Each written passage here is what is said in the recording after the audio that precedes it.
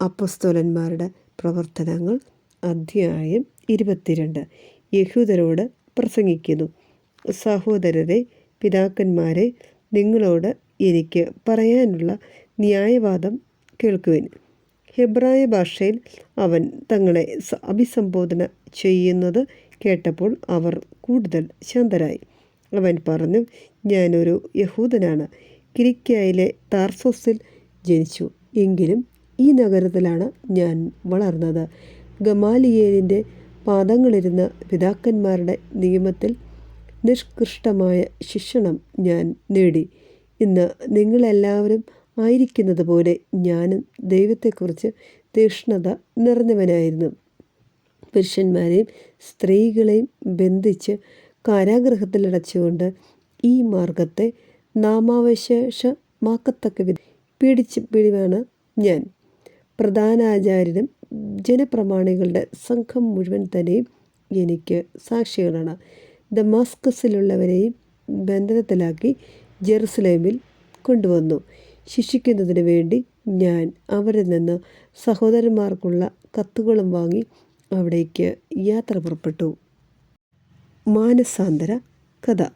ഞാൻ യാത്ര ചെയ്ത് മധ്യാഹ്നത്തോടെ ദമാസ്കസിനടുത്ത് എത്തിയപ്പോൾ പെട്ടെന്ന് സ്വർഗത്തിൽ നിന്ന് ഒരു വലിയ പ്രകാശം എൻ്റെ ചുറ്റും വ്യാപിച്ചു. ഞാൻ നിലത്ത് വീണ് ഒരു സ്വരം എന്നോട് ഇങ്ങനെ പറയുന്നത് കേട്ടു: സാവൂൾ, സാവൂൾ, നീ എന്നെ പീഡിപ്പിക്കുന്നത് എന്തുകൊണ്ട്? ഞാൻ ചോദിച്ചു, കർത്താവേ, അങ്ങ് ആരാണ്? അവൻ പറഞ്ഞു, നീ പീഡിപ്പിക്കുന്ന നസറനായ യേശുവാണ് ഞാൻ.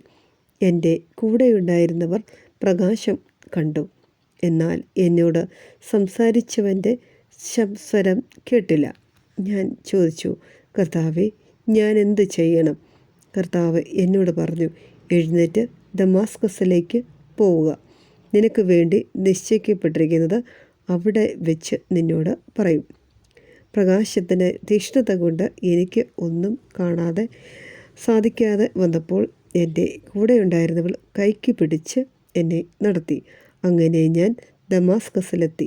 അവിടെ താമസിച്ചിരുന്ന സകല യഹൂദർക്കും സുസമ്മതനും നിയമം അനുസരിക്കുന്നതിൽ നിഷ്ഠയുള്ളവനുമായിരുന്ന അനന്യാസ് എന്ന ഒരു മനുഷ്യൻ എൻ്റെ അടുത്ത് വന്ന് പറഞ്ഞു, സഹോദരനായ സാവൂൾ, നിനക്ക് കാഴ്ച തിരിച്ചു കിട്ടട്ടെ.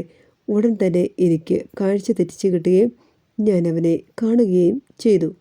അവൻ പറഞ്ഞു, നമ്മുടെ പിതാക്കന്മാരുടെ ദൈവത്തിൻ്റെ ഹിതമറിയാനും നീതിമാനായവനെ ദർശിക്കാനും അവൻ്റെ അധരത്തിൽ നിന്നുള്ള സ്വരം ശ്രവിക്കാനും നിന്നെ അവിടുന്ന് നിയമിച്ചിരിക്കുന്നു. നീ കാണുകയും കേൾക്കുകയും ചെയ്തതിനെ കുറിച്ച് എല്ലാ മനുഷ്യരുടെയും മുമ്പാകെ അവനും നീ സാക്ഷിയായിരിക്കും. ഇനി നീ എന്തിന് കാത്തിരിക്കുന്നു?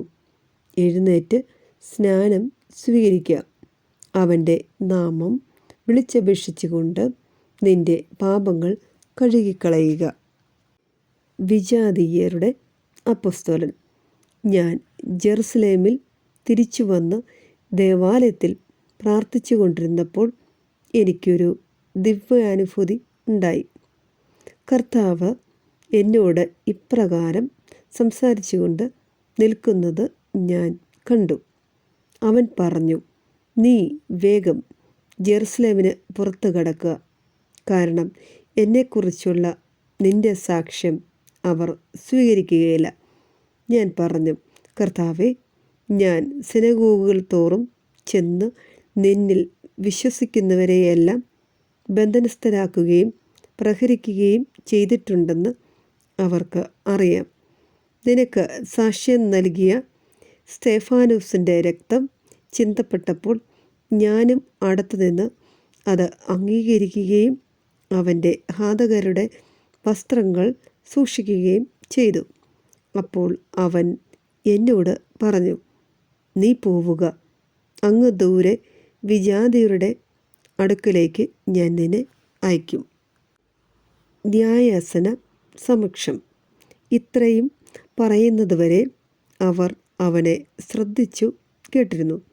പിന്നെ അവർ സ്വരമുയർത്തി വിളിച്ചു പറഞ്ഞു, ഈ മനുഷ്യനെ ഭൂമിയിൽ നിന്നും നീക്കം ചെയ്യുക. അവൻ ജീവനോടെയായിരിക്കാൻ പാടില്ല. അവർ ആക്രോശിച്ചുകൊണ്ട് തങ്ങളുടെ മേൽവസ്ത്രങ്ങൾ കീറുകയും അന്തരീക്ഷത്തിലേക്ക് പൂഴിവാരിയെറിയുകയും ചെയ്തു. അപ്പോൾ സഹസ്രാധിപൻ അവനെ പാളയത്തിലേക്ക് കൊണ്ടുവരുവാനും എന്ത് കുറ്റത്തിനാണ് അവർ അവനെതിരായി ആക്രോശിക്കുന്നതെന്ന് അറിയാൻ വേണ്ടി ചമ്മട്ടി കൊണ്ടടിച്ച് തെളിവെടുക്കാനും കൽപ്പിച്ചു. അവർ പൗലോസിനെ തോൽവാറുകൊണ്ട് ബന്ധിച്ചപ്പോൾ അടുത്തു നിന്ന ശതാധിപനോട് അവൻ ചോദിച്ചു, റോമാപൗരനായ ഒരുവനെ വിചാരണ ചെയ്ത് കുറ്റം വിധിക്കാതെ ചമ്മട്ടി കൊണ്ടടിക്കുന്നത് നിയമാനുസൃതമാണോ? ശതാധിപൻ ഇത് കേട്ടപ്പോൾ സഹസ്രാധിപനെ സമീപിച്ച് പറഞ്ഞു, അങ്ങ് എന്താണ് ചെയ്യാനൊരുങ്ങുന്നത്? ഈ മനുഷ്യൻ റോമാപൗരനാണല്ലോ. അപ്പോൾ സഹസ്രാധിപൻ വന്ന് അവനോട് ചോദിച്ചു, പറയൂ, നീ റോമാപൗരനാണോ? അതെ എന്ന് അവൻ മറുപടി പറഞ്ഞു. സഹസ്രാധിപൻ പറഞ്ഞു, ഞാൻ ഒരു വലിയ തുക കൊടുത്താണ് ഈ പൗരത്വം വാങ്ങിയത്. പൗലോസ് പറഞ്ഞു, എന്നാൽ ഞാൻ ജന്മന റോമാപൗരനാണ്. അവനെ ചോദ്യം ചെയ്യാൻ ഒരുങ്ങിയിരുന്നവർ ഉടനെ അവിടെ നിന്ന് പിൻവാങ്ങി. പൗലോസ് റോമാപൗരനാണെന്ന് അറിഞ്ഞപ്പോൾ അവനെ ബന്ധനസ്ഥനാക്കിയതിൽ സഹസ്രാധിപനും ഭയപ്പെട്ടു. യഹൂദന്മാർ അവൻ്റെ മേൽ കുറ്റാരോപണം നടത്തുന്നതിൻ്റെ യഥാർത്ഥ കാരണം കണ്ടുപിടിക്കാൻ ആഗ്രഹിച്ചുകൊണ്ട് പിറ്റേ ദിവസം സഹസ്രാധിപൻ അവനെ മോചിപ്പിച്ചു. എല്ലാ പുരോഹിത പ്രമുഖന്മാരും ആലോചന സംഘം മുഴുവനും സമ്മേളിക്കാൻ അവൻ കൽപ്പിച്ചു. പിന്നീട് പൗലോസിനെ കൊണ്ടുവന്ന് അവരുടെ മുമ്പിൽ നിർത്തി.